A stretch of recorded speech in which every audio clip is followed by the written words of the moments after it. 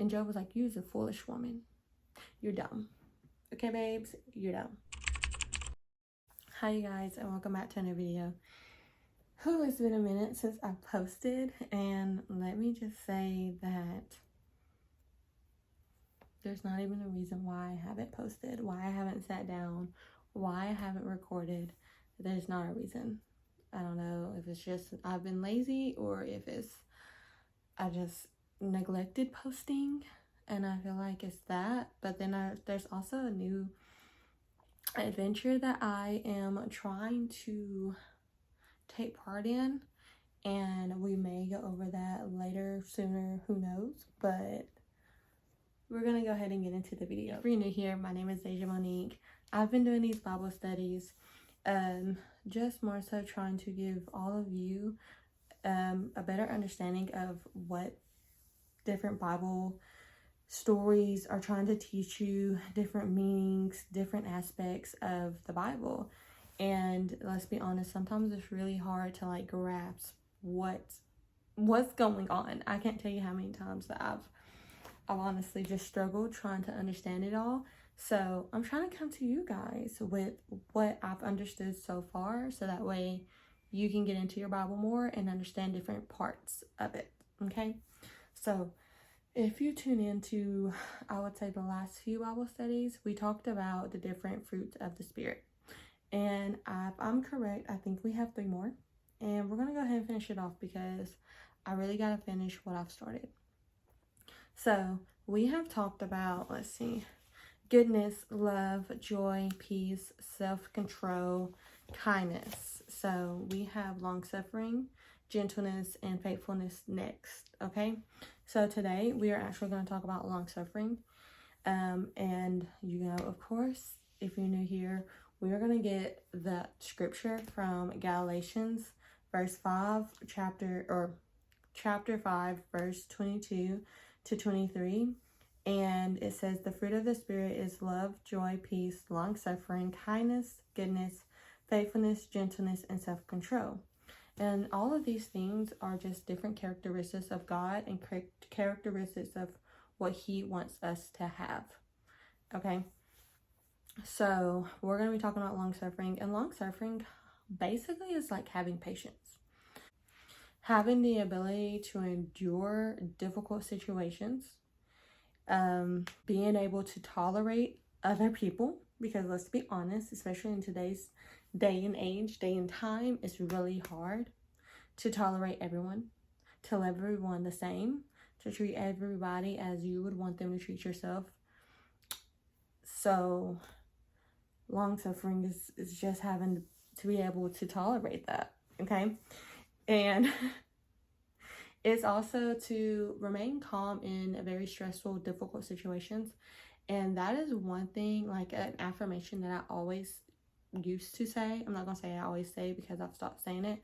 And there's come times where I pray about it, and it's like, just give me the ability to stay calm in stressful situations. Because a lot of times we tend to freak out. Some tend to over-exaggerate, be very dramatic in situations, and especially stressful, bad, scary, crazy, loud, chaotic situations. You never know what you're going to be put into. And I feel as though if you are calm in those situations, it's easier to observe what's going on and find a solution to whatever's going on. I feel like, if that makes sense. So sometimes you always need a leader in tough situations. So to have that calmness, especially when you're going through a lot, it keeps everyone else calm. Like, it really truly does. Long suffering is being able to bear challenges without being angry or getting frustrated. And again, sometimes that's really hard, especially depending on what you're going through. If you are dealing with, say, a chaotic or erratic, am I saying that right? I don't know. But if you're dealing with a crazy customer, or let's see, a crazy customer or just crazy person in general, you're dealing with that, whether it's online or in person or whatever the case may be. I know sometimes it's really quick and easy to jump to anger and to get frustrated. And that's what the enemy wants us to do. He wants us to be angry, and he wants us to be basically on the same level as a person coming at us. And I feel as though sometimes it's really hard. It is really hard to just be calm, but at the same time, having that patience, one, you're not going to let that person see that side of you. You're not going to allow them to see your angriness or allow them to see you get frustrated. But also, you're not stooping down to their level. You're not giving them the energy that they want, which is, honestly, I feel as though it's going to make them much madder than they are. But at the same time, you being calm, you not getting angry, you not getting frustrated, you not being loud, you not showing out like they are, 9 times out of 10, they're going to be the ones that look like fools, and you're going to be the one that looks like you have it all together. So you just got to remember, walking away doesn't always make you, oh, I've seen this somewhere, but walking away doesn't always show weakness, okay? It shows a lot of strength, because 1, you're staying calm. 2, you would rather remove yourself from a situation. You're enduring long suffering. You're being patient. It's not always easy. So I'm going to give you a real life worldly example, and then we're going to tap into the Bible example of long suffering. And I'm going to do 2, because I was reading through my notes and I'm reading what long suffering is. And there's so many different worldly views, worldly takes on it. And it's, for instance, I know for me, well, let's do this one first. So it's a teacher that has a student that is repeatedly, constantly struggling. They can't grasp the concept of whatever the teacher is teaching, right? Okay. And at this point, the teacher isn't getting frustrated. Okay, of course they could get frustrated, because it's dude, we've been over this.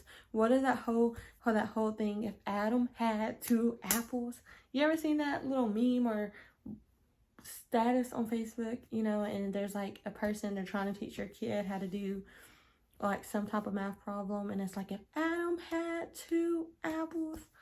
If you get it, you get it. If you don't, it's okay. But yeah, so anyways, the teacher isn't getting frustrated. Okay, they're not giving up on a student. They're not yelling. They're not screaming. They're being patient. The teacher continues to offer them support. The teacher provides additional resources to the student. Okay, and then on top of that, they are encouraging the student over time. And I feel like a lot of times that's something that we have to do, especially when we know that someone is struggling. Instead of being impatient with them, instead of getting angry, instead of getting frustrated, we just have to continue to encourage them, because at the end of the day, they are going to get it. They will eventually get it. But you getting angry with them, you being loud with them, they're not going to get it. It's going to make them frustrated. They're going to want to give up. You're going to want to give up. It's going to be a total mess. And that's something that I've had to learn. Ooh, my ear's itching. Somebody's talking about me. No, I'm just kidding. That's something that I had to truly learn and grasp, because me being a mom, I had to understand that the way I feel, my energy, my vibe, it bounces off to my kids. So if we're going over something, or if we're doing something and I'm getting frustrated, they're more likely to get frustrated. And then that just messes up everything that we're doing. We're having it doesn't help anything. And so we have to take a step back. And a lot of times what I will do is, if I see myself getting frustrated, or even see them getting frustrated, I will take a step back from it. I'm like, okay, let's take a breather. Let's take a 5. You go do something. I go do something. I might go to the bathroom. I may do this. Whatever the case may be, let's find a snack. We'll take a chill break, and we'll come back to it. Because you guys being frustrated isn't going to help anything. 1, you guys just taking a break, or us taking a break from it, is really just having patience. Me having patience. Them having patience with me, because Lord. Anyways, but yeah.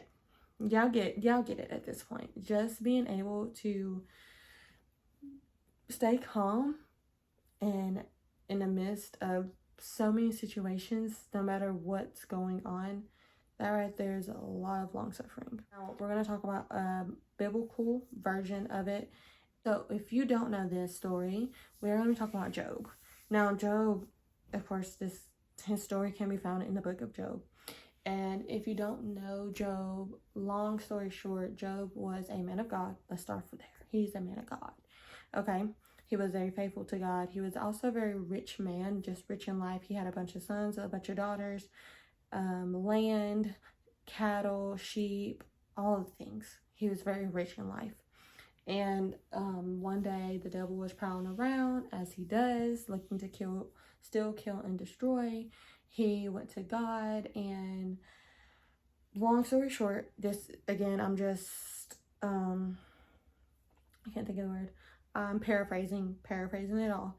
He went to God and was like, I'm trying to get into something, and God was like, well, have you seen Job? And he was like, the devil was like, that's your guy. I can't touch Job because that's your guy. And God was like, go ahead, you just can't kill him, don't take his life. And basically, I want to say, if I'm correct, that the devil had told God, like, I can make Job basically just curse your name, like lose all faith in you. And God was like, okay, go ahead, just don't take his life. So basically, in like a very short time frame, like one day or so or whatever, Job lost everything. There was a storm that came, took his kids. There was thieves or something that came, took all his cattle, killed all his cattle. He lost all his land. He then ended up getting very sick. And even his wife was like, why don't you just curse God and die? And Job was like, you're a foolish woman. You're dumb. Okay, babes, you're dumb. His friends didn't even recognize him. Job did, however, curse the day he was born, but he never cursed God. But anyways, long story short, Job had a lot of patience to endure so much pain and suffering and still have faith and still give all the glory and all the praise to God. That right there, because I don't know how I would feel or what I would say or what I would do. Let's be honest. Of course, I would love to have the strong enough faith that Job has. I want to get there one day. I truly, truly, truly, truly do. I want to have that faith and that faith that Job had and the trust that Job had. I want that. And it's just, he endured so much, but he had so much patience for God. Like, at the end of the day, he still praised him. He still had a lot of faith in him. He still trusted him. No matter the circumstances, Job, he did not lose his faith. Okay? He endured all of his trials with patience. Okay? And ultimately, with trusting God, God blessed him with more than he could ever imagine. He blessed him with twice as much. So that just goes to show that having patience, having long suffering, it will get you far. It truly will. However, there's one prayer that I would never pray for, and it's praying and asking for patience, because the thing is with that is God's going to put you into situations to where you're going to have patience.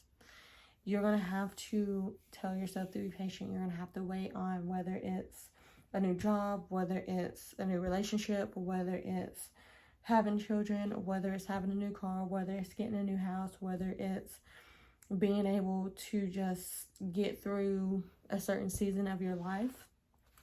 Whatever you're asking God for, He, of course, is going to give it to you, but He's also, I feel as though it's going to turn it into a lesson so that you understand it more.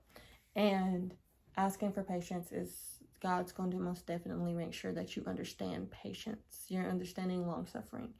So I feel like I did ask for it once, and that was like the last time I ever asked for it, and I was like maybe 4 or 5 years ago. because I was like, what? Like, I don't. And yeah, that is talking about long suffering. We have 2 more books, 2 more fruit of the Spirit that we're going to talk about. Not tonight though, because I'm about to go to bed. Hopefully I will, and I repeat, hopefully I will sit down and record these videos. We're also going to talk about a couple other things in the next few videos, and we're going to get back on my Bible studies because I have been slacking, and I hate that for me because I'm usually on top of everything, or I really was very consistent last month in the month of March, and then this month, oh no, April, May, I don't know, whatever month we're in, I was not consistent. But it's finally summer, so hopefully I will be a lot more consistent for you guys. Post my Bible studies. Let's have a conversation down below, and let's talk about having patience. Is that something that you can naturally have? Is that something that you want? Is that something you would never ask for? Is that something that's easy for you? Because truthfully, I can be patient in certain aspects, you know, in certain situations, I can be patient. I will wait. And then there's others, and I was like, okay, we done talked about this. I really want it now. You said it was coming now. You know what I mean? Like, yeah. Anyways, that's besides the point. Well, let's have these conversations. Okay? So, again, thank you guys for tuning in. I hope to see you in my next video. And, yeah.